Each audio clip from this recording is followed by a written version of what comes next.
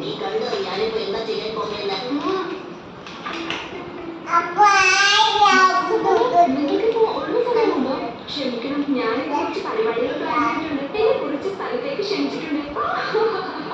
നിങ്ങളെന്തിനാ പാർട്ടിക്ക് പോയാലല്ലേ? കുറച്ച് സമയം പാർട്ടിക്ക് പോകാൻ ഒതുങ്ങുന്നു.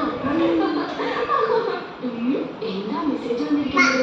ചില പ്രത്യേക കാരണങ്ങളാൽ ഇന്നത്തെ പാർട്ടി ക്യാൻസൽ ആയിരിക്കുന്നു. ഇവരെന്താ എന്നെ കളിയാക്കിയാണോ? എന്തൊരു ധൈര്യം! അയ്യോ, ഇന്നത്തെ പാർട്ടി ക്യാൻസൽ ആയോ? ഞാൻ അവരുടെ പാർട്ടി